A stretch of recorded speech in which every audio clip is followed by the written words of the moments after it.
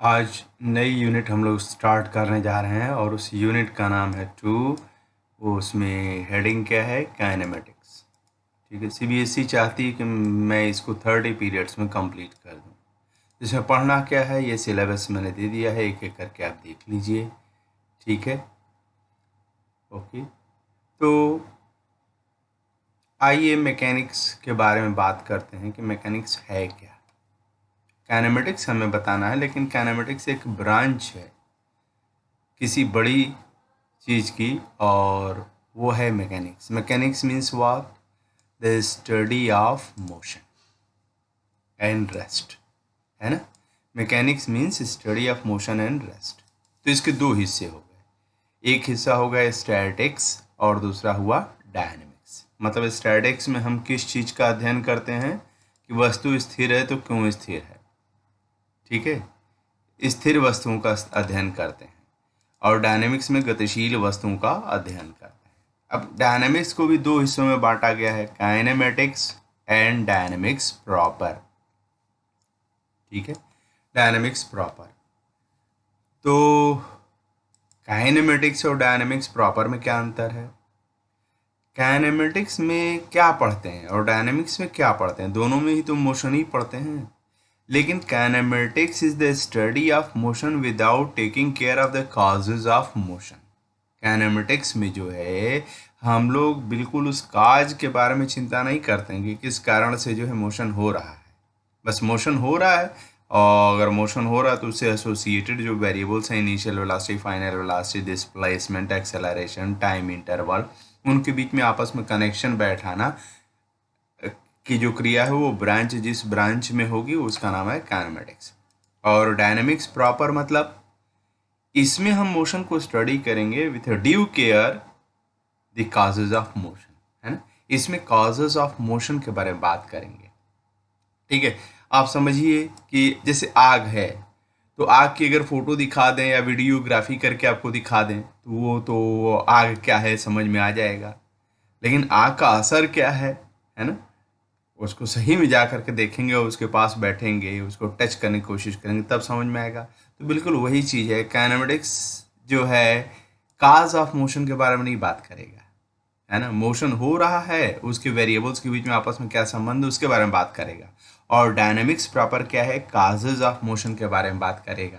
तो आप अच्छी तरह से जानते हैं, क्लास 9th में हमने पढ़ा है, the causes of motion are known as laws of motion. तो इसमें हम लोग बेसिकली लॉज ऑफ मोशन के बारे में बात करेंगे। और यहाँ काइनेमेटिक्स में क्या है? काइनेमेटिक्स में किस चीज़ के बारे में बात करेंगे? इक्वेशंस ऑफ मोशन के बारे में बात करेंगे। ठीक है, तो आइए डिफाइन करते हैं कि मोशन क्या है। मोशन की डेफिनेशन क्या है? An object is said to be in motion if it changes its position with respect to time and surrounding.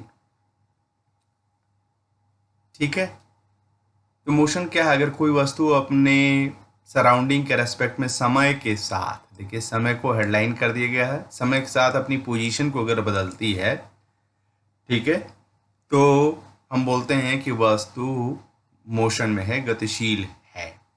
ठीक है, तो इसमें जो है इसके डेफिनेशन में दो चीज़ें ऐसी आ रही हैं जिसको हम मेज़र कर सकते हैं, टाइम एंड पोजीशन। टाइम को कैसे नापेंगे भैया? Time can be measured by a clock, है ना। How to measure the position? तो यहाँ एक नई चीज़ आपको मिलने जा रही है, और वह नई चीज़ क्या है? वह नई चीज़ है रेफरेंस फ्रेम, है ना। Reference frame, the concept of reference frame, है ना। पोजीशन को नापने के लिए एक नई चीज़ आपको बताने जा रहे हैं, और उस चीज़ का नाम है रेफरेंस फ्रेम। ठीक है, दो मेजरेबल चीज़ें आ रही हैं, position and time in the definition of motion. Time को घड़ी से नापेंगे, पोजीशन को किससे नापेंगे? पोजीशन को नापेंगे रेफरेंस फ्रेम से। ठीक है, तो आइए समझते हैं कि रेफरेंस फ्रेम क्या होता है। ठीक है, अगर मान लिया जाए कि कोई वस्तु यात्रा कर रही है, कभी वो यहाँ थी, फिर समय बीतने पर यहाँ आई, फिर वो यहाँ गई, फिर वो यहाँ गई, फिर वो यहाँ गई। ठीक है, तो क्या हो रहा है? यहाँ पर अगर हम पोजीशन जानना चाहें, वस्तु जो गतिशील है उसकी पोजीशन को अगर जानना चाहें तो क्या करेंगे? यह पोजीशन क्या है? मान लीजिए ये मीटर में है और ये भी मीटर में, तो इसकी पोजीशन क्या है? 2 मीटर कॉमा हाउ मच 1 2 1 है ना। जब इस पॉइंट पर है तो उसके कोऑर्डिनेट्स क्या हैं? 2 1 है। जब वो यहाँ पर आई तो क्या हो गया? 3 4 हो गया है ना। इसके कोऑर्डिनेट्स क्या हो गए? 3 4 हो गए।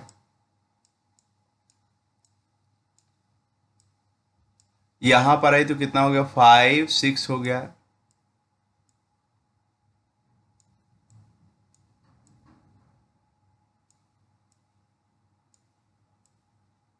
यहाँ पर आया तो क्या हो गया? 7 5 हो गया। 7 5 हो गया। तो हो क्या रहा है? समय बीता चला जा रहा है और उसकी पोजीशन बदलती चली जा रही है। ठीक है, तो समय को तो घड़ी से नाप लेंगे, लेकिन पोजीशन को नापने के लिए हमें एक सेट ऑफ एक्सेस की जरूरत पड़ेगी which is fitted in a body. कोई बॉडी ले लीजिए, उसमें फिट कर दीजिए इस सेट ऑफ एक्सेस को। तो इसी सेट ऑफ एक्सेस को which is fitted in a body is called a reference frame. इसमें दो ही एक्सेस दिखाया गया है, लेकिन अगर वस्तु अगर उड़ने वाली होगी तो थर्ड एक्सेस भी आ जाएगी and that is the Z axis. ठीक है, तो रेफरेंस फ्रेम क्या है? A set of coordinate axes fitted in a body. That body is called a reference body. ठीक है, इसकी मदद से करते क्या है? रेफरेंस फ्रेम की मदद से करते क्या है? किसी भी वस्तु की किसी भी दिए गए समय पर स्थिति ज्ञात करते हैं। तो रेफरेंस फ्रेम का उद्देश्य केवल और केवल वस्तु की स्थिति को ज्ञात करना है किसी दिए हुए समय पर। और मोशन क्या है? Motion is the change in the position of the object with the passage of the time. तो इसमें पोजीशन और टाइम दो चीज़ें आ रही हैं। टाइम को घड़ी से नाप लेंगे और पोजीशन को किस चीज़ से नाप लेंगे? रेफरेंस फ्रेम की मदद से नाप लेंगे। तो मोशन को हमने इस डेफिनेशन के जरिए क्या कर दिया? मिजरेबल बना दिया, उसको नापा जा सकता है। हाउ मच मोशन, किसी ने कहा कि how much motion is going to take place or has taken place, तो आप बता सकते हैं, है ना। दोनों की मदद से, समय और पोजीशंस की मदद से आप बता सकते हैं कि कितना मोशन हुआ है। और physics is the science of measurement. तो देखिए हम लोगों ने यहाँ पर मोशन को मापने के लिए दो चीज़ें सीख ली, time measurement and position measurement. Time measurement तो पहले ही से हमको मालूम था कि घड़ी की मदद से करेंगे, लेकिन पोजीशन को मेजर करने के लिए अब ये नई चीज़ हुई, रेफरेंस फ्रेम। अब मैं आपको ये बताऊं कि मैं फोकस करूंगा काइनेमेटिक्स पर। ठीक है, काइनेमेटिक्स में हम लोग यहाँ पर 4 हिस्से कर देंगे। 4 हिस्सों में पूरे यूनिट को पढ़ेंगे। पहला हिस्सा क्या है? पहला हिस्सा है आपका uniform motion along a straight line. Uniform motion along a straight line. ठीक है, फिर उसके बाद हम लोग बात करेंगे accelerated motion along a straight line. फिर वेक्टर एनालिसिस के बारे में बात करेंगे। वेक्टर एनालिसिस के बारे में बात करेंगे। एक्चुअली जब स्ट्रेट लाइन ना होकर के अगर प्लेन में या स्पेस में मोशन होने लगेगा तो हमें पोजीशन को बताने के लिए डायरेक्शन भी बताना पड़ेगा, और डायरेक्शन को पता करने के लिए हमें वेक्टर्स की जानकारी होनी चाहिए। ठीक है, मतलब हम एक तरह से वेक्टर एनालिसिस में क्या करेंगे, उसका हार्ट ये है कि हम दिशाओं को नापने का एक उपाय खोजेंगे। दिशा को कैसे नापा जाए? ठीक है, there are so many directions. तो mathematical way of measuring the direction क्या होगा? That will be done in the vector analysis. ठीक है, ओके। और जब हम दिशा को नापने का उपाय वेक्टर एनालिसिस में सीख लेंगे तो उसके बाद हम लोग बात करेंगे मोशन इन अ प्लेन के बारे में बात करेंगे कि जो है कोई वस्तु अगर एक प्लेन में अगर मोशन एग्जीक्यूट कर रही है तो उसके मोशन को कैसे डिस्क्राइब करें। यहाँ पर 2 पॉइंट्स हम लोग स्पेशली लेंगे। दो पॉइंट्स हमारे स्पेशल पॉइंट्स होंगे। एक जो है, एक पॉइंट नंबर 1 रहेगा motion in a plane, motion, no no no, uniform circular motion, uniform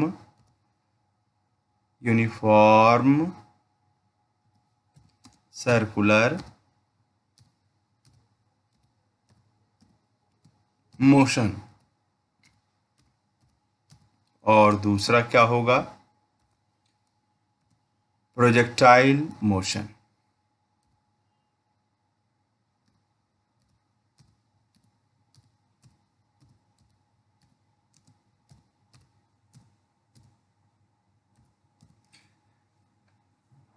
ये दोनों ही टॉपिक अत्यंत महत्वपूर्ण है, uniform circular motion and projectile motion. हर वर्ष इससे आपको 3 नंबर या 5 नंबर के क्वेश्चन पूछे जाते हैं।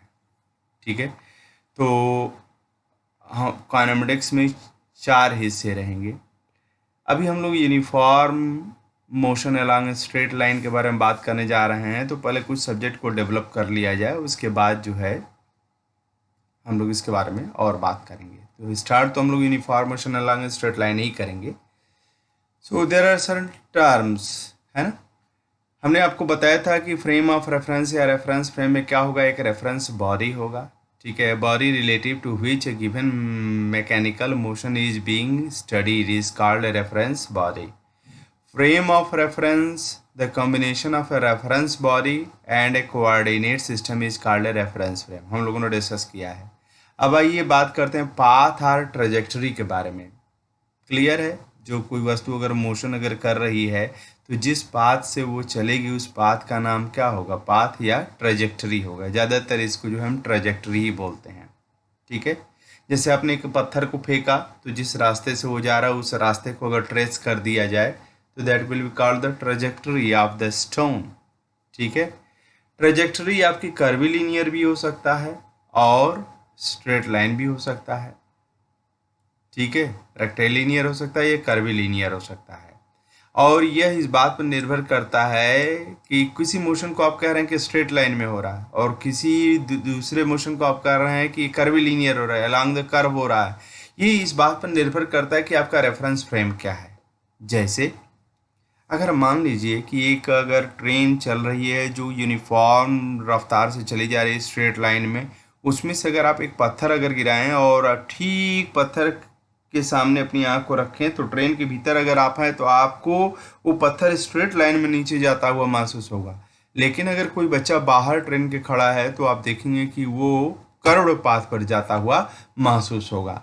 तो वस्तु तो एक ही है, लेकिन आप उसको कहाँ से देख रहे हैं इसके आधार पर आप उसके ट्रेजेक्टरी के बारे में बात करेंगे, है ना। बाहर वाले बच्चे के लिए वो पैराबोलिक है, कर्वीलिनियर है, जबकि ट्रेन में जो यूनिफॉर्म मोशन से जो ट्रेन चल रही है उस वाले बच्चे के लिए वो रेक्टिलिनियर मोशन है, motion along a straight line है। Motion is a relative phenomena. इसका क्या मतलब है? Motion is a relative phenomena. Relative को हिंदी में बोलते हैं सापेक्ष।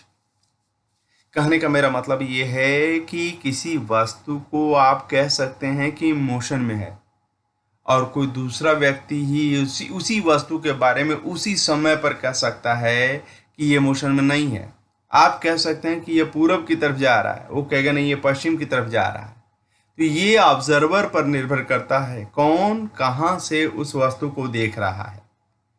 आप लोगों ने ट्रेन की यात्रा की होगी और कभी एक चीज़ महसूस किया होगा कि बगल वाली ट्रेन जब चलने लगती है तो आपको लगता है कि आपकी ट्रेन चल रही है।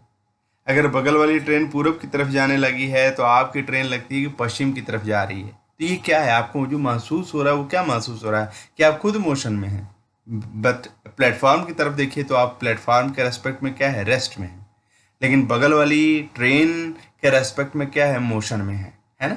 तो आप अपने आप को जब ट्रेन की तरफ देख रहे हैं तो मोशन में महसूस कर रहे हैं और जब प्लेटफॉर्म की तरफ देख रहे हैं तो आप अपने आप को रेस्ट में महसूस कर रहे हैं, क्योंकि आपकी ट्रेन चल नहीं रही है और प्लेटफॉर्म भी नहीं चल रहा है, तो पोजीशन में कोई चेंज नहीं हो रहा है।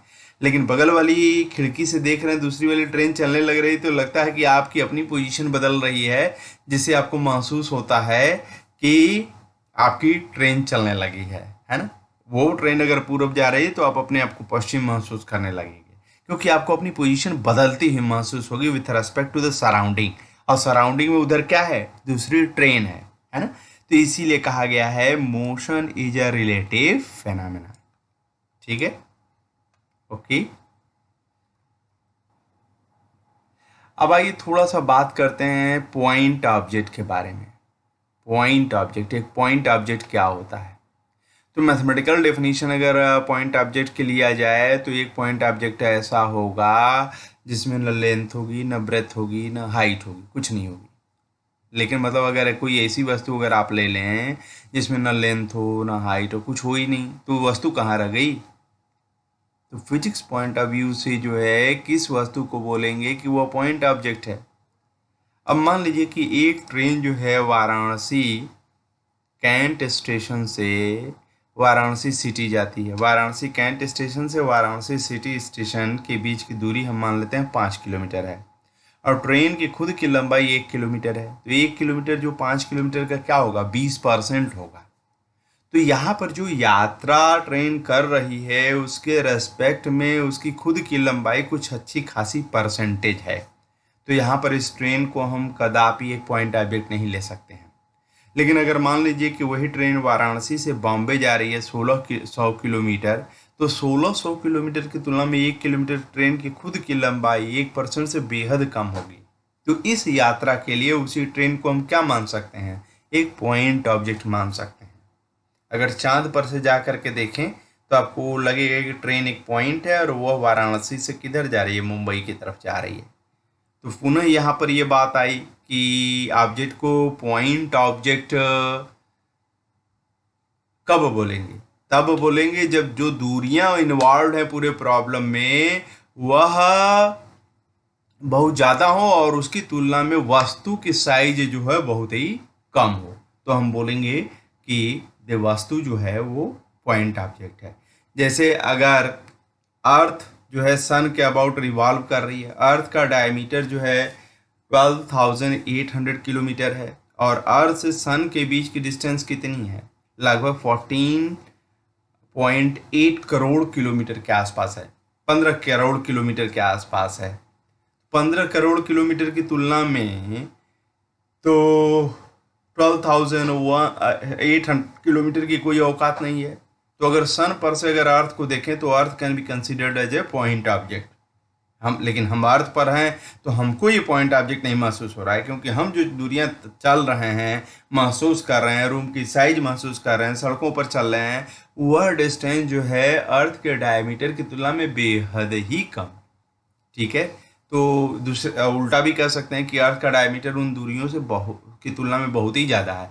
इसीलिए जो है अर्थ को हम अर्थ पर रहते हुए पॉइंट ऑब्जेक्ट नहीं मान सकते हैं। लेकिन अगर सन पर हैं तो हम अर्थ को क्या मान सकते हैं, पॉइंट ऑब्जेक्ट मान सकते हैं। ठीक है, एक्सटेंडेड ऑब्जेक्ट, एक्सटेंडेड ऑब्जेक्ट जिसकी कुछ साइज हो, है ना।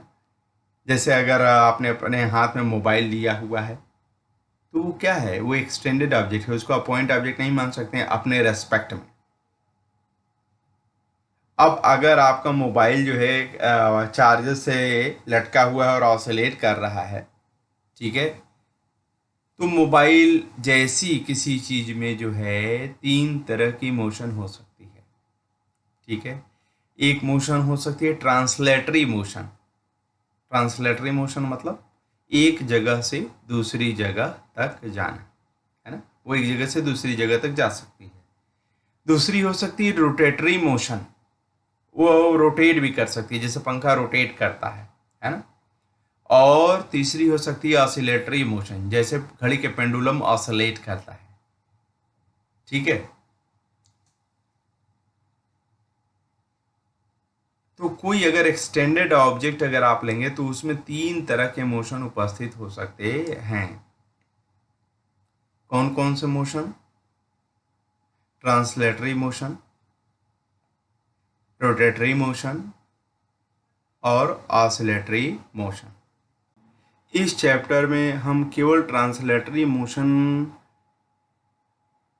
के बारे में इंटरेस्टेड हैं, इसलिए हमारा ऑब्जेक्ट कैसा रहेगा, पॉइंट ऑब्जेक्ट रहेगा। पॉइंट ऑब्जेक्ट में रोटेटरी मोशन पॉसिबल नहीं है ना। ठीक है, पॉइंट ऑब्जेक्ट में ट्रांसलेटरी मोशन बहुत ही सुंदर ढंग से उपस्थित हो सकता है, लेकिन उसमें रोटेटरी मोशन जो है का कोई बहुत सिग्निफिकेंस नहीं है। तो पॉइंट ऑब्जेक्ट, पूरे चैप्टर में हम लोग पॉइंट ऑब्जेक्ट के ही बारे में पढ़ेंगे, motion of the point object.